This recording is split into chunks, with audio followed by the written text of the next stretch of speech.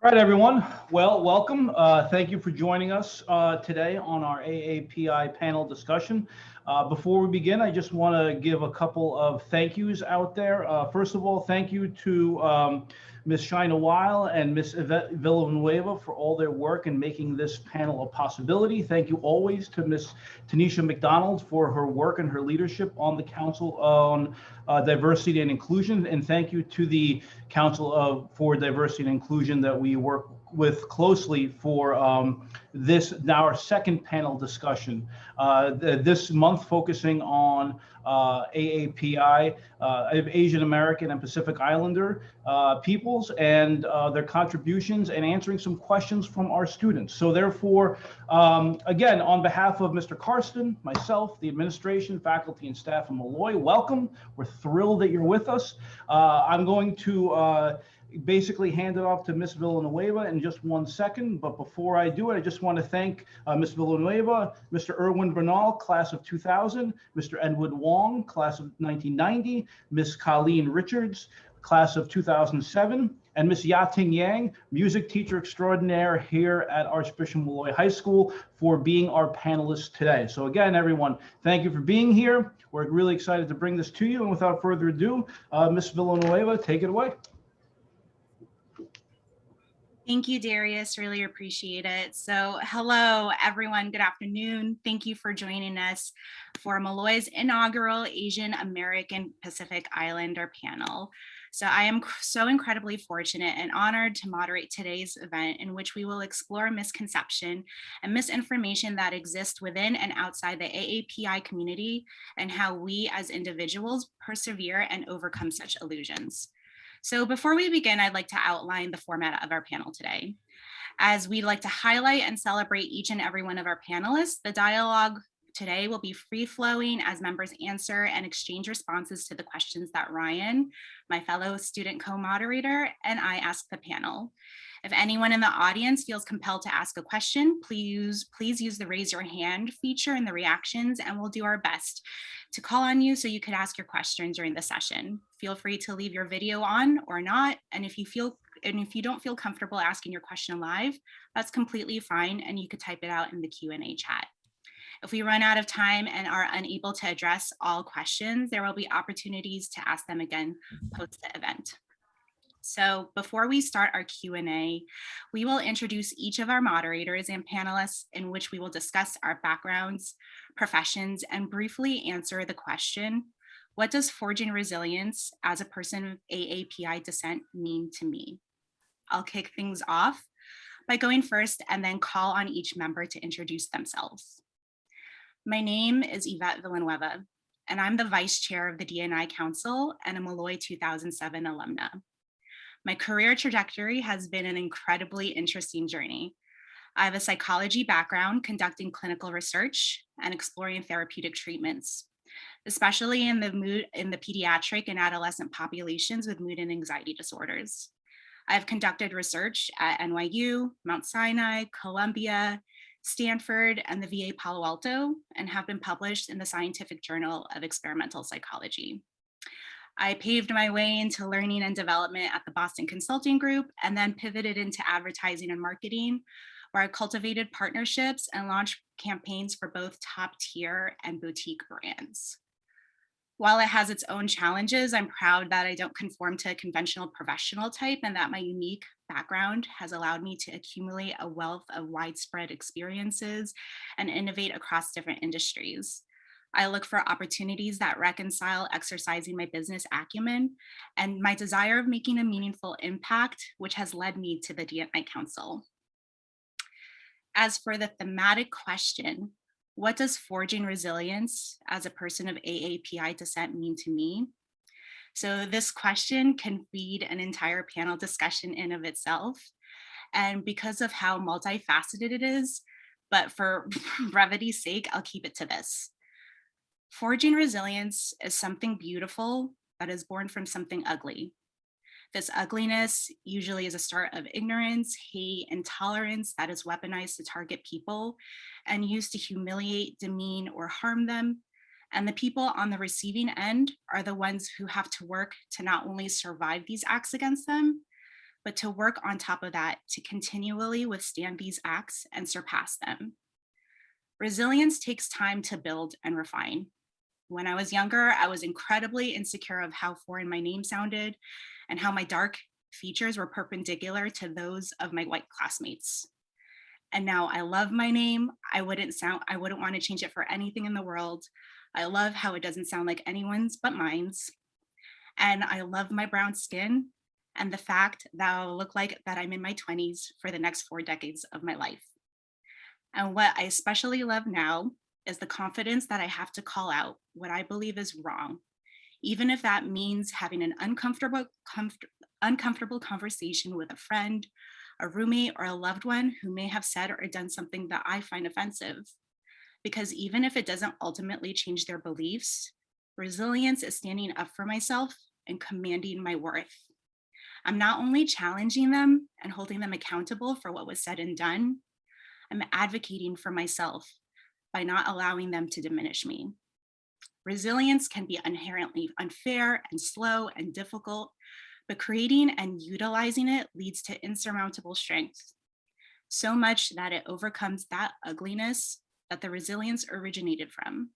It continues to evolve and change, but for the better. It has transformed me for all the better.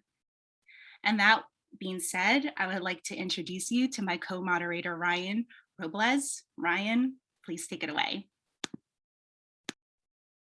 Hi, everyone. My name is Ryan. I'm a senior. I'm Filipino, and I'm one of the co-presidents of Asian Club this year. In the fall, I will be attending Cornell University studying computer science. So I guess that's my after grad plans. And to me, forging resilience is about finding my voice and sharing that in order to create power. And by power, I mean something that can create life and something that can be celebrated with joy. And that whether that be in school, the workplace, or online, I hope that my physical appearance, my background, my identity, it's all something that's to be celebrated, something that can help uplift others, and it's something that I should not be embarrassed about.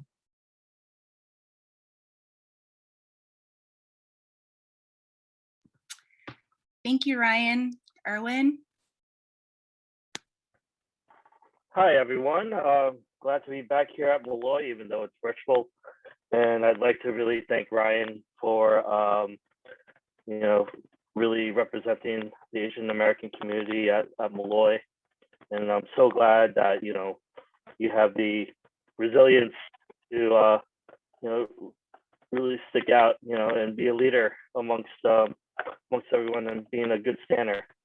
For me, I could start off by saying that, I graduated in 2000 at Molloy. I went on to SUNY Plattsburgh, but I did graduate from SUNY Albany with my history degree.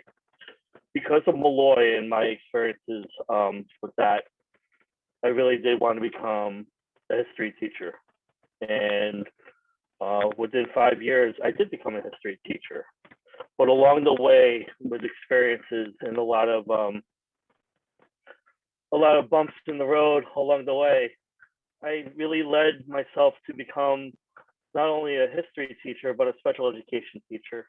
Partly because of my experiences as an Asian American growing up and realizing my own, learning differences, my own learning disabilities, with trying to really figure myself along the way, with both my identity and my, language issues that I didn't know I had growing up, but it really did play a role in that, especially with helping others, really try to understand or learn about themselves along the way.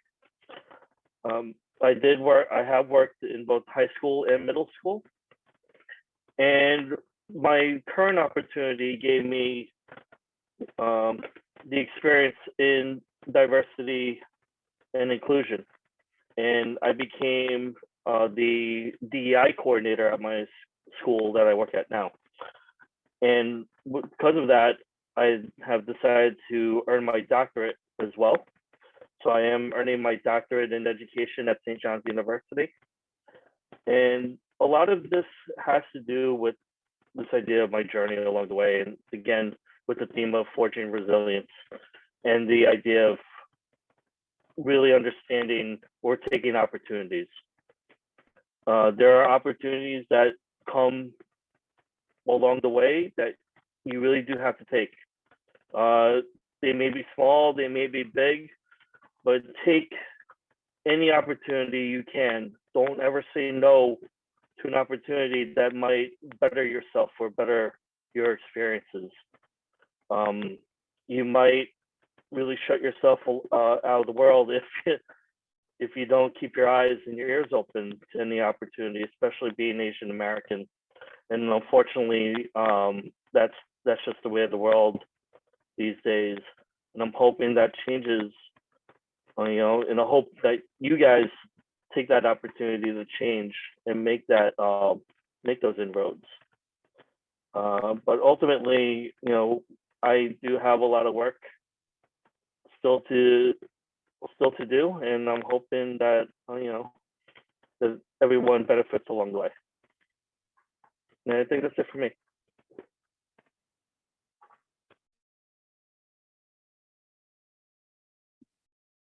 Thank you, Erwin. Colleen, this is someone who I also went to Molloy with. Thanks, Yvette. My name is Colleen Richards. I graduated Molloy back in 2007. From there, I went on to go to a small liberal arts college in upstate New York called Hobart and William Smith Colleges, where I created my own major and focused mainly on sports and sports marketing. After that, I worked at the Crohn's and Colitis Foundation for about 4 years, a mix between doing marketing coordinator, executive assistant work, as well as fundraising services. So from there, I found my passion and really delved into my love of marketing. And I returned to grad school. I went to the University of Denver, Daniels College of Business, where I had a master's in marketing. From there, I went on and actually moved back east and moved to Philadelphia, where I worked at Comcast. So I got a little bit work of the technology side. It was really interesting to learn about media technology and advanced advertising, pretty much which is what's going on your TV and finding out which ads that you're receiving. So it actually was a very interesting opportunity for me. And then from there, I actually am now currently at Goldman Sachs. I'm working at the investment banking division as an administrative assistant, which is, more than just working on calendars and travel. It really has to do with a lot with event planning and marketing. So it's really kind of going back to my marketing roots. So I'm very excited to be where I am today. Molloy certainly was a great journey for me, but as I did not join. I was not part of the Asian club back in high school. I was very busy with my own extracurriculars with mostly soccer, as I played 2 sports in college. And so that was pretty much where I spent most of my time once the final bell rang. But I've really come into my Asian identity in the last 5-6 years, honestly. Really, a lot of it is, which I will hope to touch on later, has to do with me joining a dragon boat team. By being part of, a team of like 99% Asians, I was able to learn a lot about the Asian culture, the sport itself, as well as my own. I am born Filipino, but I was adopted. My mother is Filipino. My father is Canadian, and he is white Caucasian. So my name is, on paper, you would not assume that this name is associated with someone that's Asian. And that's kind of a hurdle that I've had to kind of always, kind of jump over, especially even in high school, when I was interviewing for colleges. A lot of it was, oh, that's name. And then they call my name out when you're in the waiting room for your interview. And then they see an Asian woman stand up. And you can tell right away they're making some mark on my application or something to note that, oh, this person is of diversity. And first I thought that was weird. And then I learned, be proud of who I am and be proud of, just because my name doesn't associate with the color of my skin, the shape of my eyes, that doesn't mean anything. So really about that forging resilience is just being my true authentic self, bringing it to the table every single day. And it doesn't matter what, group I'm in and things like that, whether it's work, whether it's social or anything like that. So that's kind of my theme there. Thanks, Yvette. Thanks, Colleen. You're up, Edwin.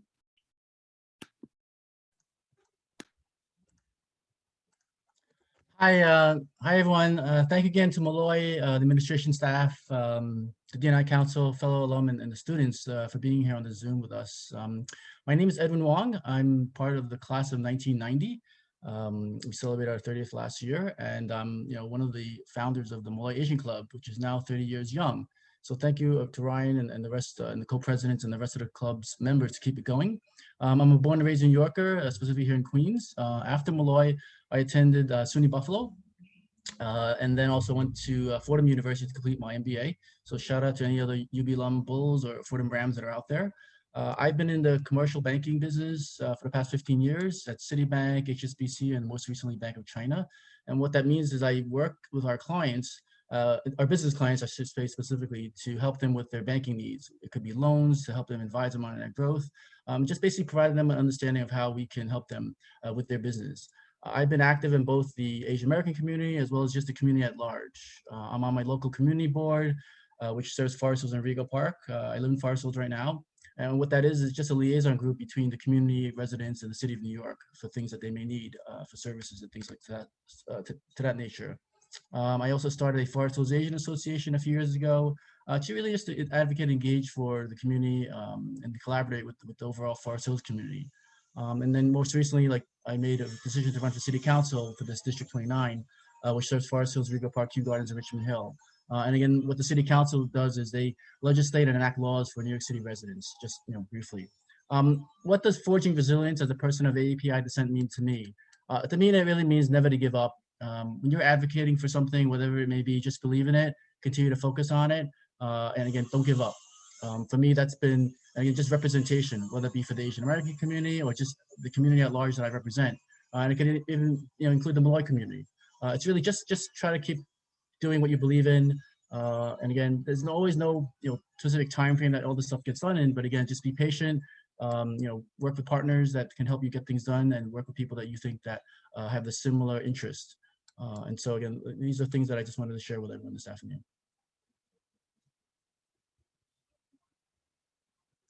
Thank you. Thank you, Edwin. I do find it, as someone who was part of Asian Club myself, and my little sister was actually a former president of Asian Club too. It's incredible to see the founder of the Asian Club, as well as the current co-president of the Asian Club, and overall the Molloy Asian Club all involved. So multi-generational and incredibly impressive. And Ya-Ting, our final but not least panelist. Hi, everyone. I'm Ya-Ting, and some of you know me as Miss Yang. And this is my 10th year at Molloy teaching music. I was born in Taiwan and was raised in Queens, went through all the public school system, graduated from Cardozo High School. And I went on to SUNY Potsdam studying music education. And it is a place with 0.2% Asian. And so I involved myself into the international student community. And by my senior year, I actually coordinated the very first international student dinner there. And I would say about 100 plus people came. And so that was kind of fun.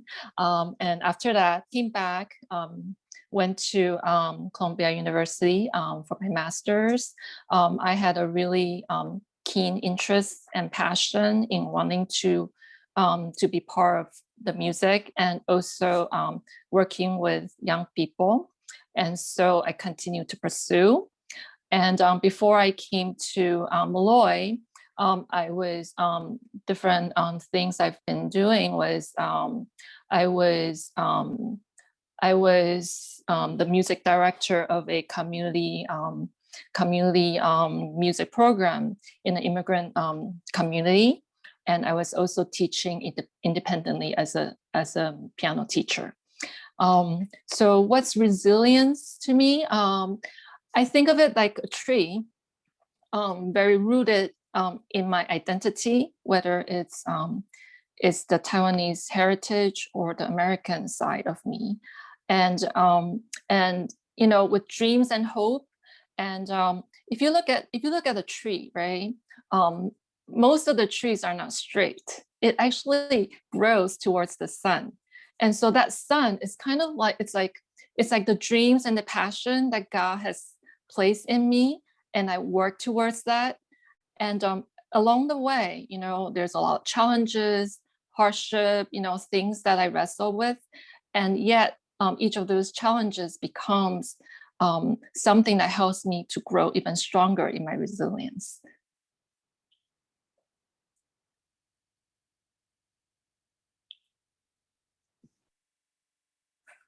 Thank you, Ya-Ting. And thank you to all the panelists for their amazing introductions. We're really glad to get things started. So the first question that I would like to open up to all panelists is, you know, what does it mean to be an Asian American Pacific Islander? Is this a term that you would use to define yourself in terms of your identity? And, you know, how do you envision this role of people of Asian descent, Pacific Islander descent in the US today? And, you know, how do these terms of Asian American or AAPI disguise the variety and, you know, of what is Pan-Asian culture, Asian American cultures?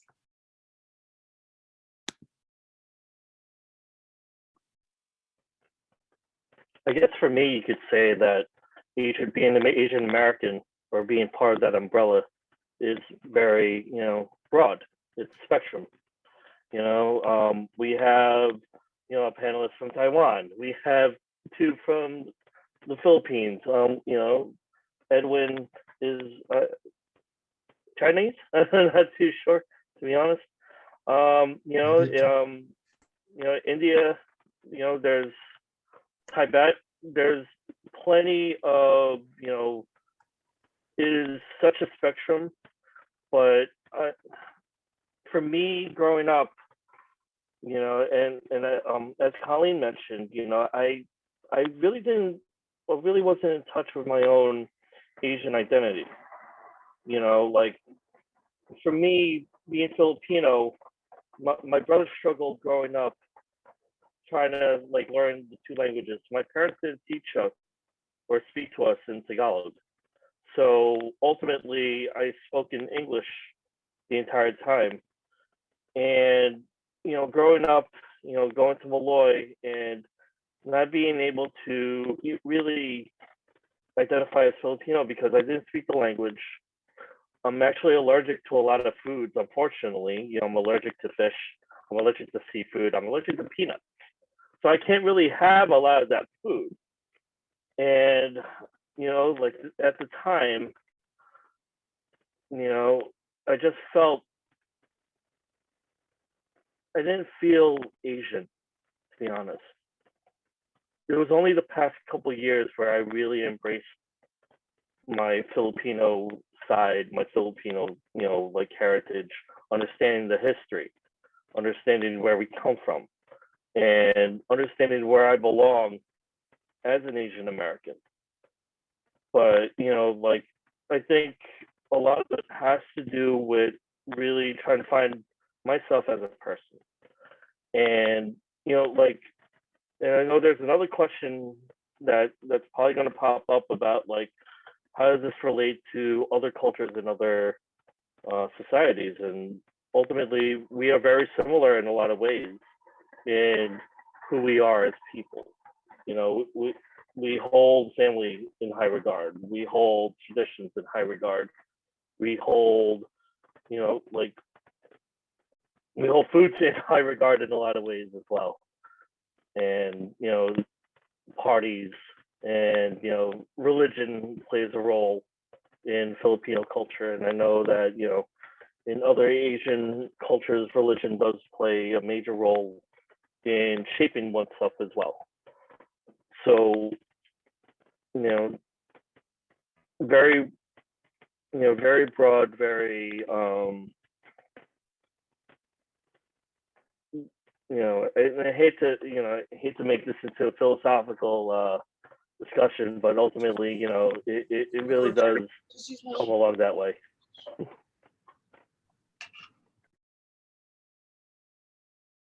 Thank you, Erwin. Would any of our other panelists like to add their thoughts? I'll let Colleen, do you want to say anything, or? Nope. I'll let you go I was gonna first. just All right, if you don't, I'll just say ladies first. But I mean, in terms of the whole term of Asian American, I mean, I do identify as an Asian American, but like Erwin said, it is a broad spectrum of cultures and communities. And so within that Asian American community, I do identify as a Chinese American. And even when you say within the Chinese community, I'm what they call an American-born Chinese. So someone that they call an ABC. If you're Korean, they'll call it an ABK. I guess you can say, you know, for American-born Filipinos as well. And so I've always supported the, I guess, broader like Asian American narrative as opposed to just the Chinese American narrative. You know, when I was at Molloy, I could have started the Molloy Chinese Club, but I chose to choose and work with the Asian Club so it could be more inclusive of all of the different cultures. And again, we're not just talking East Asian, we're talking South Asian as well. We're talking about Southeast Asian as well. So within that whole narrative of Asian American, what does it mean? It just means more than just the word Asian to me. You know, when I went to Buffalo, University of Buffalo, I actually created the curriculum for, again, Asian American Studies course, really to educate students about Asian American history, Asian American contributions. So not just one specific community within the Asian American umbrella, but everybody within the community. And I've been doing that basically wherever I go. So when I'm with the Fordham, I did the same thing. I started a Fordham Asian Business Network. At Citigroup, we started the Asian Pacific Heritage Network as well. So, and again, more recently at Forest Hills, it's Forest Hills Asian Network. So again, just trying to be more inclusive and inviting everyone. And to me, it's also something that I learned from others as well. Yes, I'm an Asian American, but there's so much to learn about all the other cultures and traditions within the other cultures and within the other Asian cultures. And so I feel that I've benefited so much from that. I've learned so much from different folks in the community. And I think the one thing I learned and love the most about is all the different food. So for those that like the food, I mean, I think that in itself is just something that connects everybody. And not just within the Asian American community, but everyone outside of the Asian American community. I mean, I think this food connects us all. And I think, you know, just having a meal, you know, with anybody, it really helps connect everybody to one another. So, so that's kind of what, you know, I think of when I think about Asian American. Yeah, and I'll agree with Edwin and Erwin that, you know, it is a very broad, like using the terms like Asian American or AAPI is very broad. For me personally, I identify as Asian, I identify as Filipino, but there are people like even in my friend groups or people I work with, they're, you know, only one of their parents is some form of Asian descent. And a lot of folks don't, you know, when you have to check on the list, they don't check Asian. They, you know, so it's always curious to me as to why they choose that. Why are they not getting an identity, like tapping into their identity? Because I feel with the term AAPI, it's like a lot of folks assume they have to be 100%, and that's, you know, who they are. But you have to embrace, like, you know, the blended families, the blended communities. And certainly I agree. And a lot of those too, like the others, I work with a lot of those from India, and they see themselves as their own, like they're in the umbrella of Asian, but they're still their own like sector. So it's a lot of it is kind of how do we blend together, but also how do we, you know, talk about, you know, that we are different, but it's the same but different type of mentality. And I think if you listen to each different groups' stories, you will slowly hear the difference, and it's the interest, the intriguing and fun things about the different cultures. Like, for example, I remember last year, right pre-pandemic, you know, during the International Week, a group of my students, you know, were wearing these beautiful dresses from India, and they were talking about how there are different dresses and their, you know, like their culture and their traditions, you know, and versus, let's say, like the Japanese culture, you know, is different, you know, and it's really fun actually just to hear their stories and just to learn, you know, the differences in these while we are still identified as Asian American, as everyone is talking about right now. Yeah.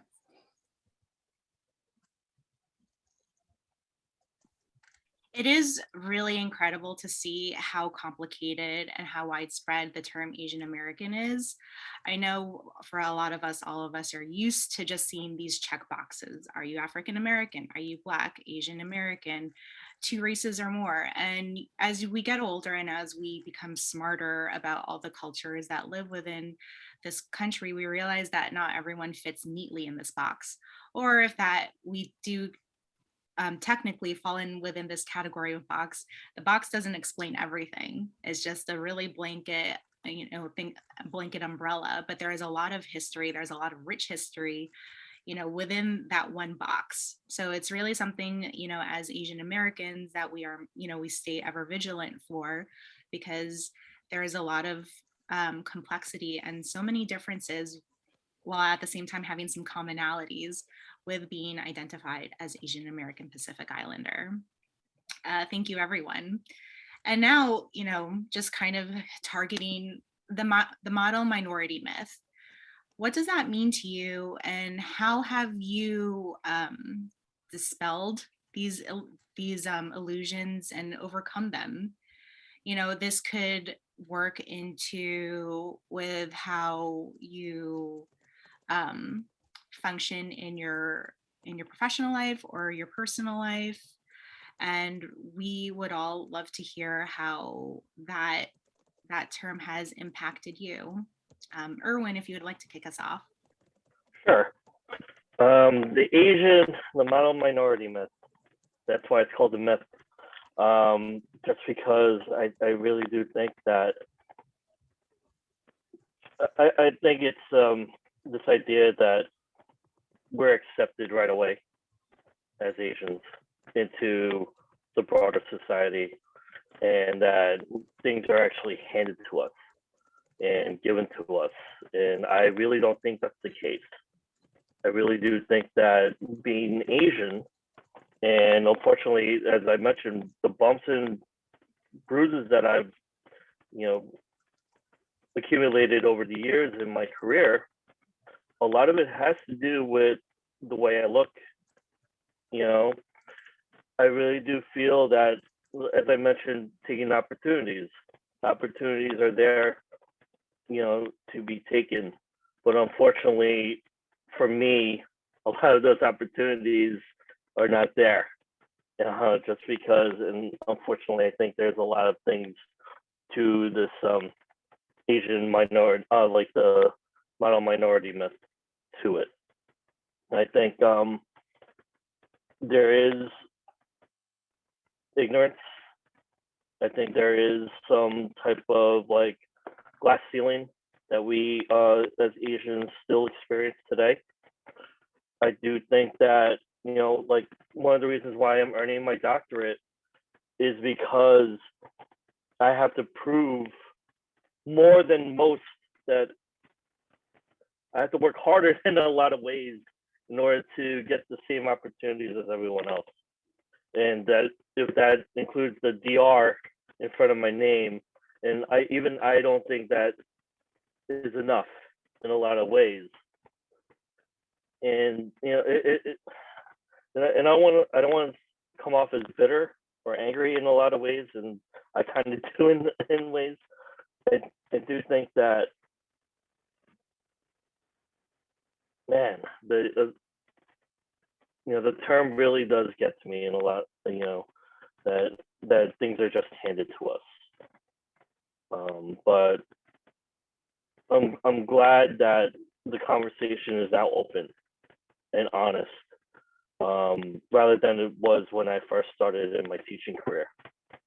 And I do think that there are opportunities more towards Asian Americans. And I know that in teaching, and I'm probably going to get a little specific here, that in teaching, there's probably only 10% of Asians in the teaching field. And I'm hoping in the next couple of years that number rises, and that, there are ways that Asians can look at the education field and look at ways to represent or become more of a representation, as Edwin mentioned, that I'm hoping that that will happen. And yeah, I think that's those are my thoughts on the model minority myth. but I'm glad that that conversation does continue today, and I'm hoping that it continues in classes everywhere, and it becomes part of the curriculum.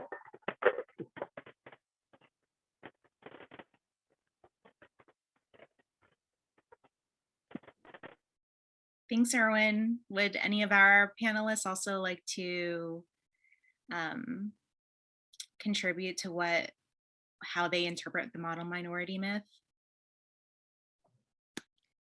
Certainly it is a myth. Between we're always, as being, Asian American, it's always assumed that, we're only good at math. And that's something I've constantly heard growing up, was that, oh, you must have gotten an 800 on your AP score. No, I did not, but I wish I did. But also, I love to write. I love to, be creative, use those both sides of my brains. And also it's, the idea that Asians aren't good at sports. They're only good at basketball, which is definitely an assumption for, a stereotype given to most Filipinos. So it's not. I grew up playing sports. I was an athlete, and it's hard to go on and watch, sports on TV, and you only see a handful of Asians. You see, there's Taylor Rapp, who's probably Taylor Rapp and the kicker for the Atlanta Falcons. They're the only two Asians I can pick up that are identify as Asian. And then there's Jeremy Lin, who plays basketball. So of course there's the assumption that Asians are only good at, one sport, but there's more than that. They're not good at the contact sports. So I think it is a lot, what it has to do with that idea that, Asians aren't supposed to be, getting, at least for me and my family and the Filipinos, is we're not supposed to be outside. We don't want to be playing outdoor sports and getting darker, because that just shows the class that you're in. And that's also very, again, something that, I like to go against and say, if you're going to be an athlete and you want to be an athlete, go for it. I absolutely embrace Asian athletes. I like to actually mentor a few of them. I have some high schoolers that I work with that, they're trying to come into that identity, and they do have people come up to them and say things like they shouldn't be out there on the field with them. So it's really heartbreaking, but it is, like everyone said, this is model minority, this is a myth. And that's something that, you just got to be very resilient and be, empower who you truly are, in order to kind of get past what people say and those myths that are out there. Yeah. And I'll just add just a few more comments about the model minority myth, because that's something we taught, or that I actually ended up teaching when I was at the University of Buffalo, just to kind of educate everyone. Yes, there are success stories, I think, in any demographic, but then specifically for the Asian Americans, that narrative has been the one that people have been pushing out there. But again, a lot of people don't know about Asian Americans in New York City. I think many live below the poverty line. And so there are many challenges that they have. There are language issues, barriers that people are not able to overcome, and I think that's in many Asian American cultures, because language, again, is one area that people think we all speak the same language, and then that's just not fact. And so we cannot communicate with each other just because we're labeled an Asian American. And so there are a lot of challenges that the communities have to deal with, which many who are fluent English speakers don't have to deal with.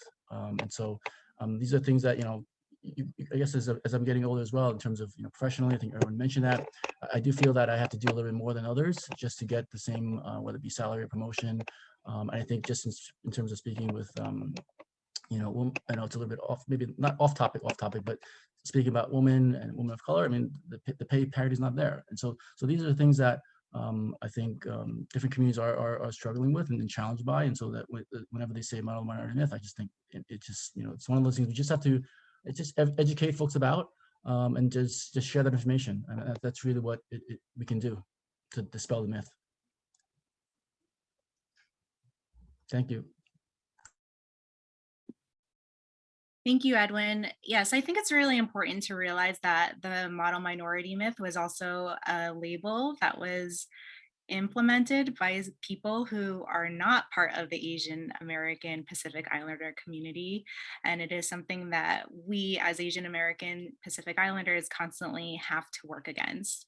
And, and it's also just it's something that another external party has built to separate us from other minorities? Why are we labeled the model minorities?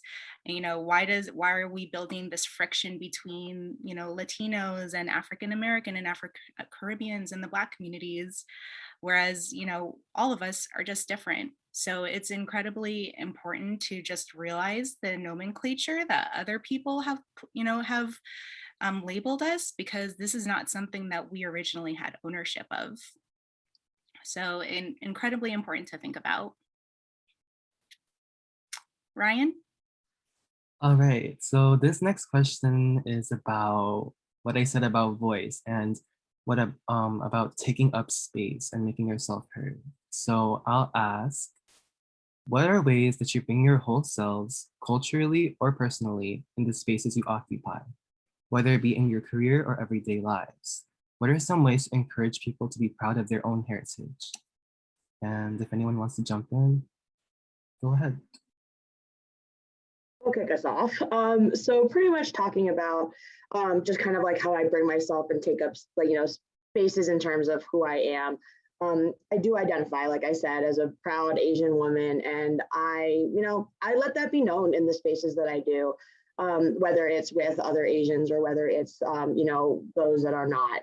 It's something that I am proud of and that I like to talk about, because I always like to bring my true, authentic self wherever I go. A lot of times I used to kind of hide behind a mask growing up because I had to be like a certain person or be a certain way. And the older I got, the more I was like, that's not who I am. That's truly, and it was, upsetting and to me. And so I was like, let me switch that narrative. Let me, be strong and powerful and talk about who I am. So that's kind of, I go to work every day. Everyone at work knows who I am. They know exactly, what communities I ally with, what I'm a part of. And I love working at the company that I do, because they encourage that. They want you to be, yourself when you walk through those doors and when you sit at your desk and when you walk right out. So I think that's something really powerful. And the way for me to encourage, I guess, everyone to kind of get in touch with their identity is, for me, how I did it, just like, because I said in the beginning, I wasn't part of the Asian Club. I really only just learned recently, being really culturally educated in myself, is to do such that, first step, join Asian Club, shameless plug for Asian Club there.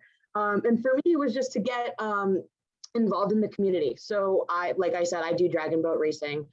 That's one way that, and not only is it a sport, but we also contribute back into the community. We help fundraise, we help volunteer, we work with high school kids, we work with different smaller nonprofit groups. And it's, by doing that, you're learning so much about what else is there for you to, experience.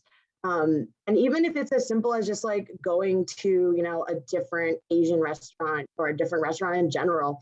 And, sometimes for me, what I like to do is, you sit down and you ask your waiter or waitress, the best thing is learning about food. We talked about that's a big theme in our culture is, asking about the different dishes, what's more traditional, and that's how you learn and you educate yourself. So I think that's something I always will encourage everyone to do.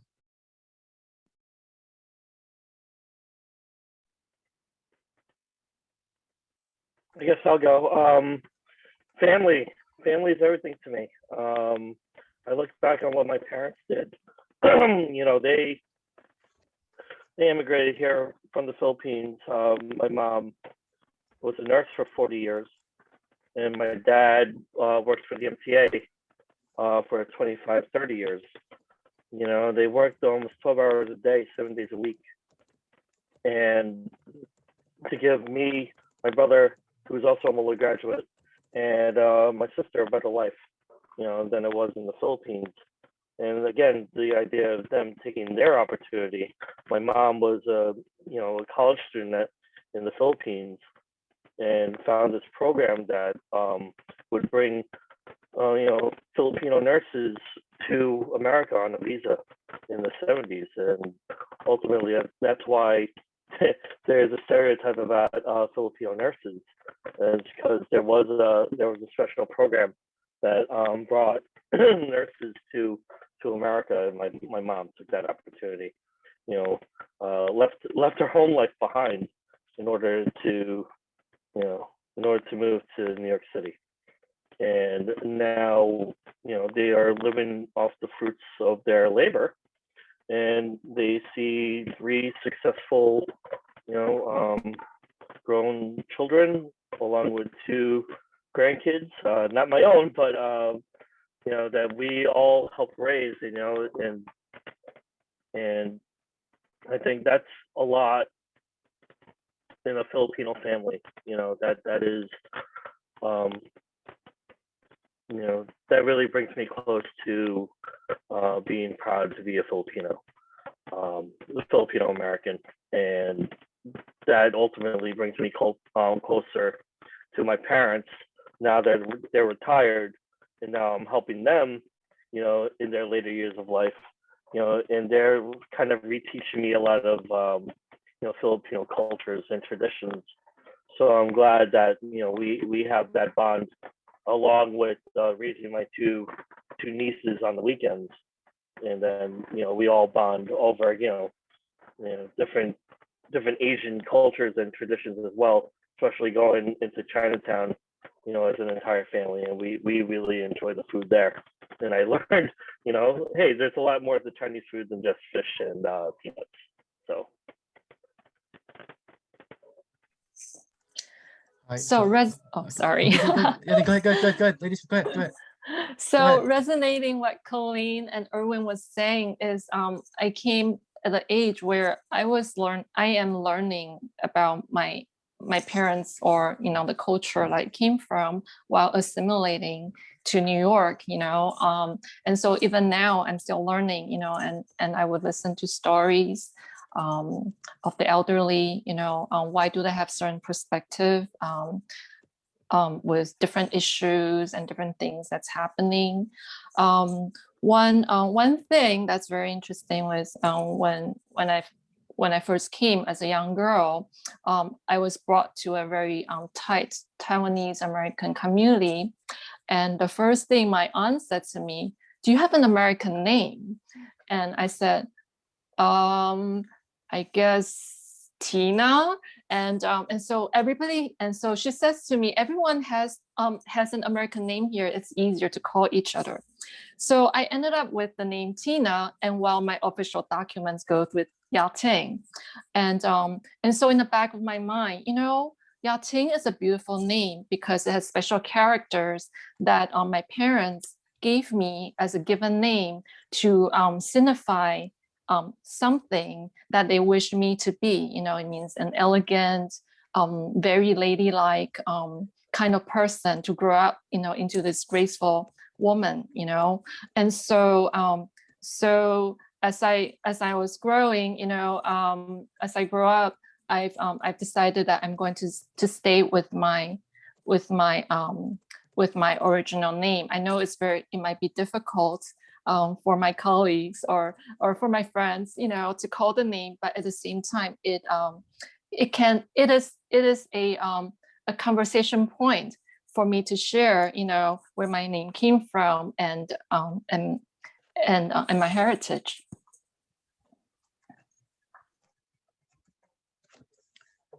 So I'll just add to what everyone else was saying. So my late mother was a New York City public school teacher for over 30 years, and so educating is really part of our family tradition. I'm not a teacher right now. Yeah, I chose the banking profession, but I mean, every opportunity I get, I do try to educate cultures about my culture. Again, I'll just mention food again. Every so often, like when it's around the Chinese New Year, I'll invite friends out to go to have dim sum. And we will talk about dim sum, and people will have all these questions about dim sum, or what is that food, or what is that food. And I think, when you invite people out to learn about, the culture of a food, it just makes it easier. I think a lot of people just have a curiosity, they want to know, but then sometimes they don't know if they should ask the question. Is it something that they should ask? Will they make us feel uncomfortable? So I think, having that open dialogue and just really getting folks together and I guess I would say over food or anything, helps kind of everyone understand the culture. And then that's kind of how I do it. I mean, I remember sometimes the Chinese New Year is around Oscar season. So I'll have people come out and we'll have the Oscar ballots, and we'll have people pick what they think are the winners, and then we'll have a prize at the end. So these are things I try to make it fun with when I'm getting together with friends. There's a Chinese mooncake festival, and again, we try to do something with fun about mooncakes, and we kind of teach people how they're made and all the different flavors. And again, just so that we can educate others about it and increase awareness. And even some of the things that we learn about our own culture is new to us. I mean, I went to Chinese school for 12 years, and it's just one of those things that there's so much to learn still. And, and as I was younger, I did have to compete against going to Chinese school or going to play CYO baseball or CYO basketball, because then, I was very into sports. I played a lot of sports when I was in, elementary and junior high school. And again, Chinese school always had to, conflict with that. And, I'm glad that my mom made me go to Chinese school, and I learned the culture, especially the written language and the history. And I look at my other, cousins that are not as familiar with the culture and are not as familiar with the language, and now they're trying to learn it. And so again, I think it's just something that I take on as kind of something I'd like to do to educate others about my culture, and make it easier for them so that they don't feel uncomfortable. Because I think people want to learn, but they just sometimes don't know, hey, is that an appropriate question I should be asking? So we just have to try to make it easy for them. All right. Thank you everyone for your answers. I think a common theme with what I've been hearing is like this theme about community and really not letting go of your own culture. Being a Filipino American, I've always felt whitewashed, like a banana, like yellow on the outside, white on the inside. And, I kind of found my community and I kind of found my voice in order to take up space in like Asian club at school, and like outside of school, like living near Woodside, which is like a Filipino populated community. I really learned, I guess, more about my roots and my culture. And that's why I'm so proud of like my background and why I think I'm on the path to finding my voice. So this next question is about resilience. With the increase in anti-Asian hate crimes happening across the country, what are ways that you're responding to such actions that can be deemed as derogatory actions and comments? What are things that you are personally doing, such as therapy, open conversation with family and friends, or any activist work? And what do you think others should be doing? So I guess I'll take this one first this time around. I just everything it just seems this is all about education in school, and so we're with folks from Molloy right now. So one of the things that I've been doing recently with the anti-Asian hate and the Stop Anti-Asian Hate is really to share what I'm calling the ABCs to stop Asian hate. A is for what I'm calling like advocacy and awareness, just letting people know what's happening. A lot of crimes and attacks that are against the Asian American community have happened in the past. They just weren't reported. I think now with social media, people are stepping up and they're reporting these things. It's just something that I think people are becoming more aware of. And if you can make people more aware of it, then we can address it. B is something I call budget equity. Budget equity is basically saying to our city, state, and local electeds to say, hey, we need to fund some of these Asian American community-based organizations. They're the ones that are on the ground during COVID, speaking with the community and basically getting them food if they need it, getting them PPE if they need it, doing it in the language that they can understand it in. And so again, the Asian American, nonprofits don't get anywhere near the amount of money they could be getting based on the demographic data and based on the census data recently in terms of the percentage of the city budget. And so I think we just need to do a little bit more work with the electeds and again, increasing awareness to them so they know, hey, we need this funding for these programs and please help us. And then, collaboration is another thing that's very important. Anything and everything I do, I think of not just the Asian American community, but those outside of the Asian American community. I mean, how do we build alliances? How do we build partnerships with other communities so that we can work with them and then build solidarity, whether it be with the Black and Hispanic community, the LGBT community. There are networks that are in place right now that are enabling everyone to build solidarity. Again, Black Lives Matter, everyone was supporting that, and now I think a lot of people are supporting this Stop Asian Hate. So again, donations is another thing I keep telling people about. A lot of people are telling people to donate, but you also have to take up, step and do yourself. Individuals, whether it be corporates or foundations, I think giving to organizations will help out as well. And again, finally, education. I think one of the things that many are proposing now is something called, again, Asian American Studies at the elementary school level, high school level, or the college level. Again, just to increase an understanding about the different folks within the Asian American community and trying to combat, bullying. If you can kind of teach the young kids nowadays early, and hopefully that'll, not make them future bullies that are the ones, maybe committing some of these acts of hate right now. And again, I just really strongly believe in education, and I think that will help us get through all this. I mean, in terms of actions, I actually marched across the Brooklyn Bridge on Easter Sunday, which is actually my birthday, to kind of talk about this and address this. We've had so many different rallies and vigils. I organized a couple of vigils here in Forest Hills where I live, like one right after the Atlanta 8, shootings. And again, all of these things that we're doing, I think, is just to help increase awareness and increase an understanding with others that, hey, this is something that you guys can help with too. And there's something called bystander trainings that people are afraid of. Hey, how can I help? Just make the call to the police if you see something. Don't just walk away. Don't just, ignore something to say that someone else will take care of it, but because someone else may not take care of it. And so I just ask everyone that's out there that if you witness something, and again, this is not just against the Asian American community, it's just against any citizen. If you see something that's being, committed against another, fellow citizen, just, report it. Take a picture of the person and report it to the police. Just do something aside from, not doing anything.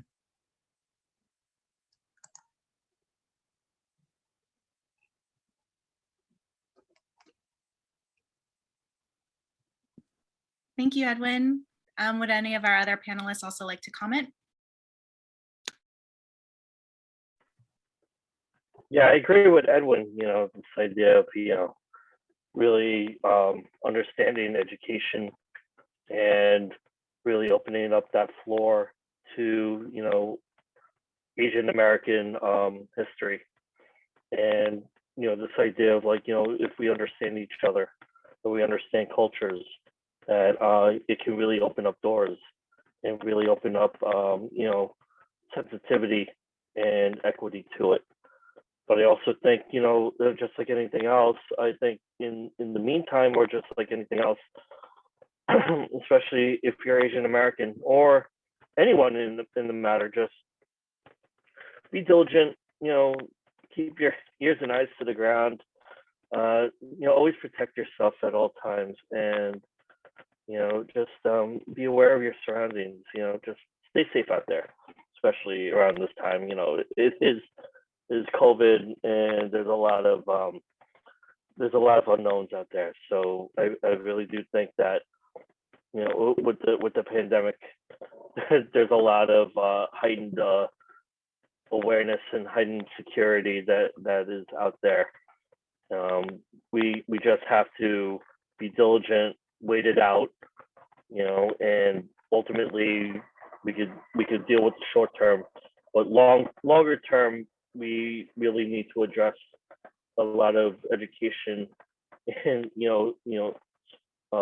as a special education teacher, I think there needs to be some open dialogue about mental health issues and mental health stability, and really that needs to be addressed even in elementary and middle school ages.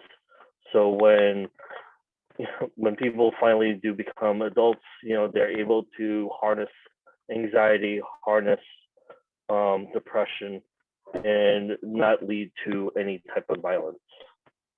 So that's it on my end for that.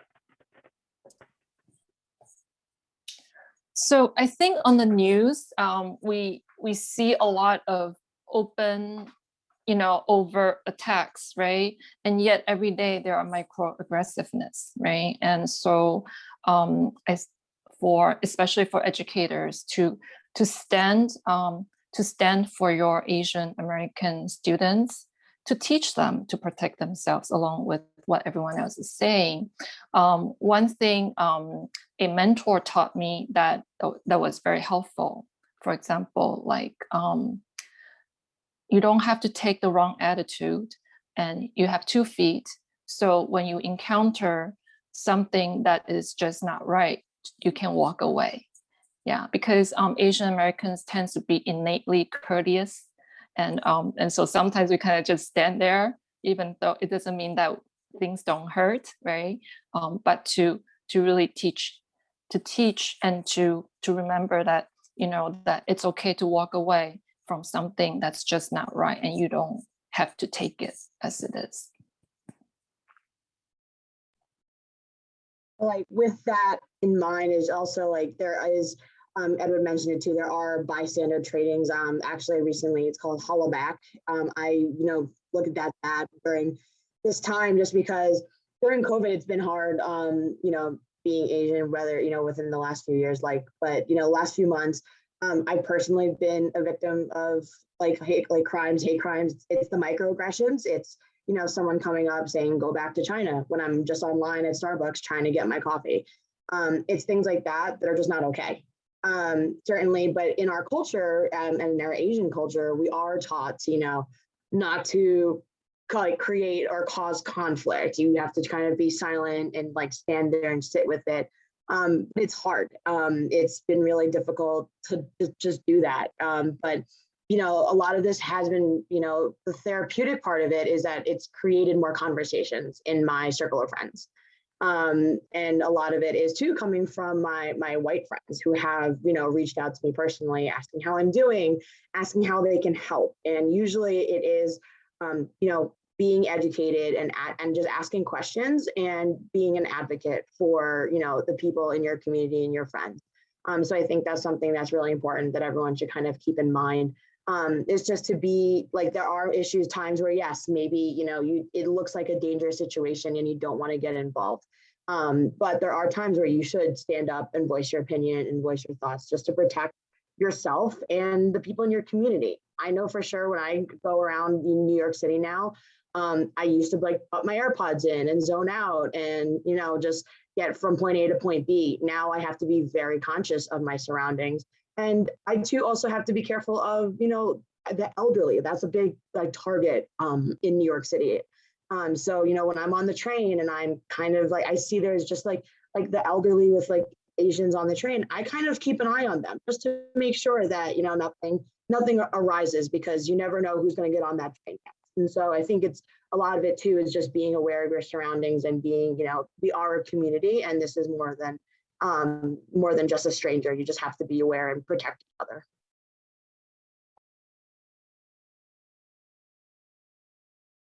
All right, thank you, panelists. Making really great points here. And I just wanted to say that at the end of the day, this is not a Queens issue. This is not a New York issue. This is a global issue.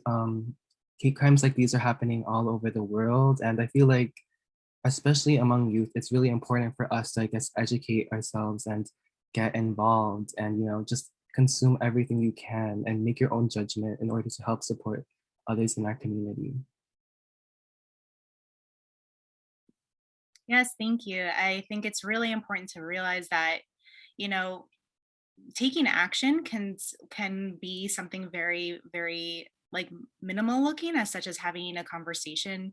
For example, my roommate, who I do care about, said something that was really offensive, and I straight up said that is completely wrong.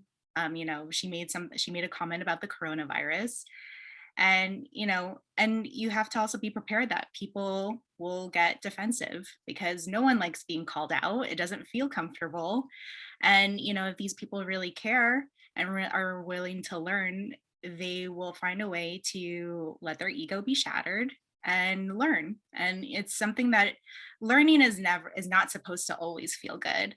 It doesn't always feel enlightening. It's always about just really being conscientious of what the reality is versus what you were brought up to believe. And these conversations can be uncomfortable and they don't always turn out the way you want to, but it's really educating people, as everyone has said, at this entry level point, because once they continue to move forward with that thought, that's how ignorance grows, that's how intolerance grows. And just we always have to be mindful of just nipping it at the source. So thank you, everyone. For our final question, and if there is more time, because I know we're hitting up towards the end point, we will definitely ask some more questions. But for our panel, based on your personal experiences, what specific AAPI resources have you utilized to advance both professionally and personally? What resources have you used to work through adversity? And it could be anything that we've already discussed during this panel. And Ya-Ting, I would love for you to kick this off. So So I grew up in a very tight Asian American community, and so we're tied to like different cultural center, cultural offices. May it be for me it was like the Taipei Economic and Cultural Office, and so I remember playing the piano in their space. When I was young, my friends have art exhibits, for everyone to come to that space. And so it's for Asian and non-Asians. And so to understand, to come to get to know the Asian culture and all of that, you can go into those spaces. You can go into Japan Society. You can go into, and I'm sure the rest of you might have other places that could go. I know Colleen was talking about dragon boats, right? And Edwin was talking about making mooncakes, like things like that. Those are very, very useful resources. And if you get yourself connected where you can learn your roots, and you can also have opportunities, again, like for example, even though I did not use it personally, like my friends have used their space for the art gallery where people can come and know their work, things like that. Yeah, and in terms of processing what's happening now, like what everyone's saying is that community is very important. Outside of our family community, we have the Molloy community, we have friends community, community of professions and things like that. And you plug yourself in a community that stands for what you believe, right? You are not going to walk into a place where you are going to be put down, right? And these are the people who are going to vouch for you, and those are going to be the safe places where we can process, questions, the things that we've been talking about today. For example, I have a group of friends made up of non-Asian and Asians, and some of them are even more aware of what's going around now. And so they will send me like things like videos, ABC News, and we will talk about, like how do we process this, in a very safe environment. Yeah.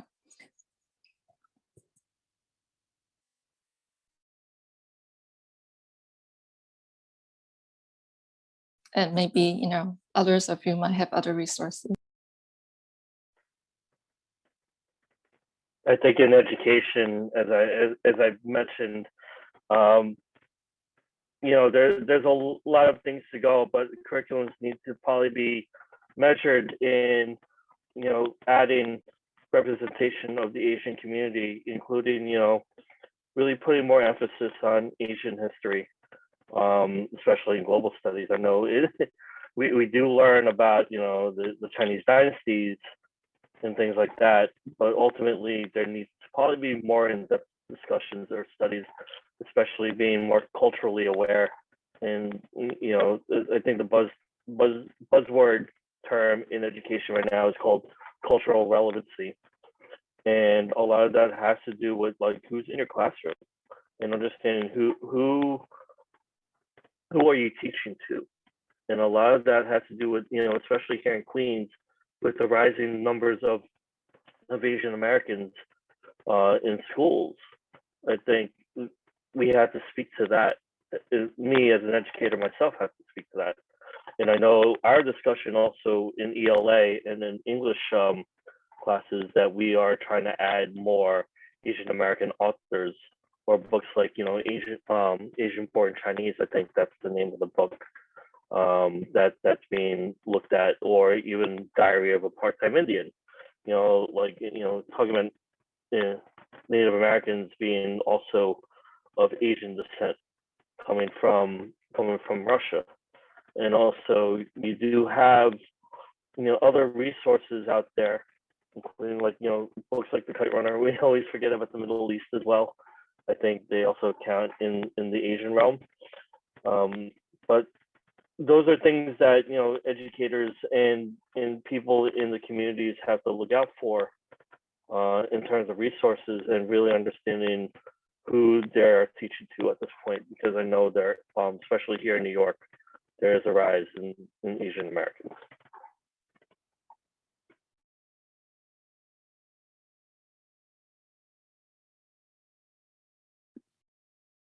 Thank you, Erwin. As it is now 4:43, we're close to wrapping up our final session, so please feel free to stick around, but we're actually going to ask, we're actually going to be able to ask one more question. So Ryan, feel free to take away the, please lead us into the next question. All right, so the final question is about discrimination in a work setting, and yeah, just like offer your advice to us as like us students who are slowly entering adulthood, and like how we should be prepared. So here's the question: how do you go about dealing with being put in unfair situations or disadvantages due to your race? Do you usually address this, or do you find ways to heal or move forward on your own? Have you ever felt afraid to address this topic? I can kick us off, actually, just because this has recently happened to me at work.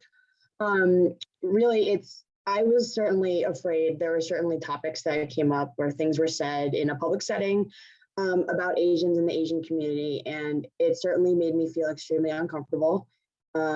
At first, I wasn't sure if I should bring it up because the person who was saying it was very senior, basically like my manager above my manager. So it was kind of like, do I step in? Do I say anything?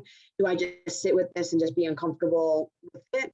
I chose not to be uncomfortable. I went directly to my manager. I said it in a very professional setting, and just kind of explained my concern. And she was able to address it in the way it is in like corporate ladder that it has to go up, which was like very good to hear, because my manager also was very appreciative that I came to her and that I was being honest and that I was calling out the wrongs that are happening. So certainly for me, my advice is to if there are issues like when you're kind of either in your school or you're off to college and something happened in college, find guidance counselors, find people that are adults that you can go to that you feel safe with. Though that's the one thing too, is you want to make sure that you're in a safe space when you're talking about something that's really personal to you. And so that would be my best, because the more you sit with it, the more you feel uncomfortable, the harder it's going to be. So certainly finding someone that's an adult, I guess you would say, would be the best thing to do. And I'll add to what Colleen says. When you get into the work environment, there's things that may or may not be said, or you may hear, and things like that. But I think you have to first build that relationship with your manager and have that comfort level with your manager to make sure that you can report to them any of these types of instances that you feel that are not right, basically. And so again, there's a lot of folks that say you can go to human resources and talk to them, and but then you hear the flip side that sometimes that's not always the best avenue. And I think what Colleen had mentioned is really, have that relationship with your manager. Hopefully they can work with you, or if not, find someone else in another area that is a little bit more senior that you can talk to them about. Because I think as long as you have someone to advocate for you, that will bring credibility to you. And I think that's the key thing here, because a lot of folks, they may just listen to it and they said, okay, it's just a one-time occurrence. But that one-time occurrence is one time too many. And I think that is something that everyone has to be aware of. And but unfortunately, it doesn't always work out for the positive. Sometimes things happen, and your work profile is impacted by you reporting something that you feel is not just, and others may not feel the same. And so that's where the challenge lies. And again, I don't have an answer, because it can be different things happening for different reasons. Even in this day and age, whatever employment situation you're in, you need to have job security. You need to provide for your family. You need to provide for yourself. And so it is a tough, question to answer. But again, I would just really try to, suggest to build that relationship with your manager, and have that comfort level to talk to them about it. And hopefully they can advocate for you. And always try to find an advocate for you.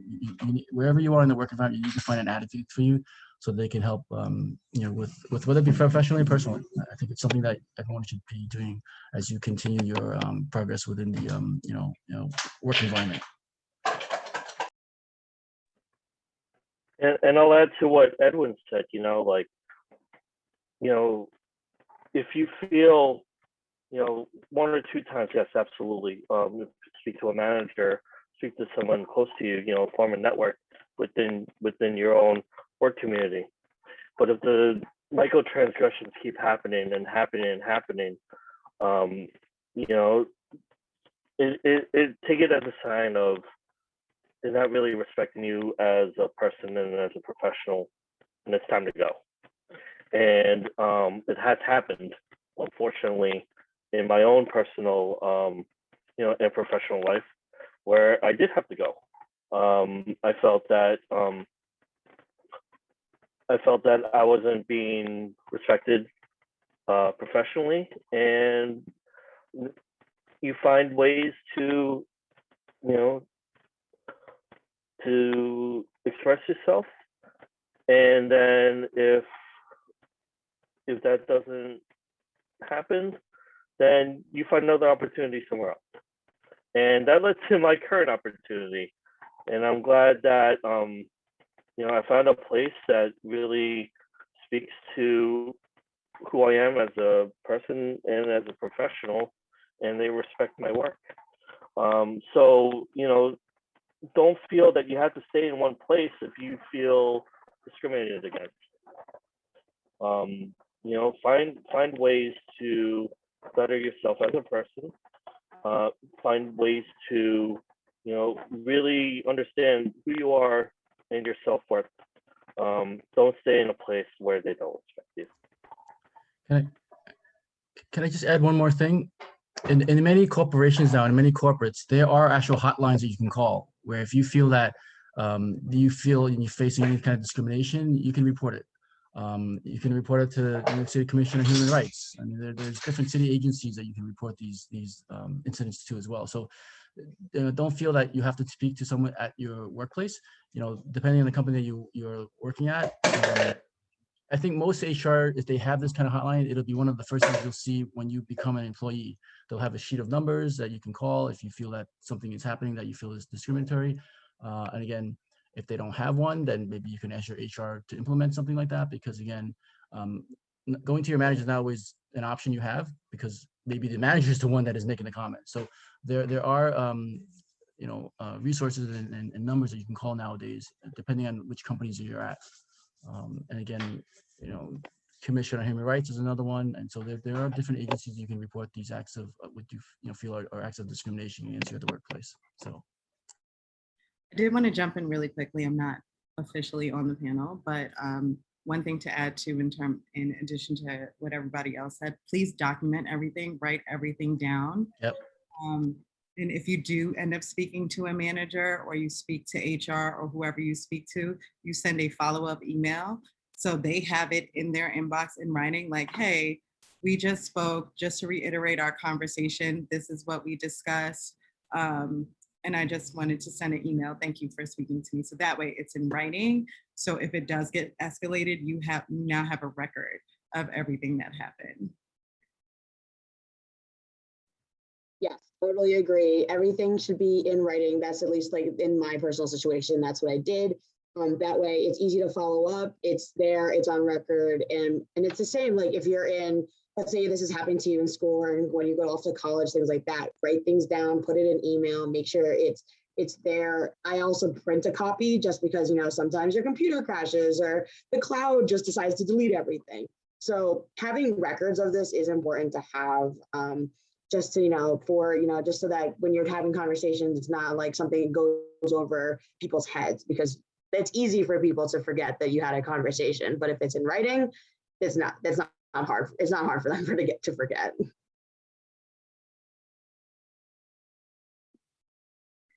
Thank you.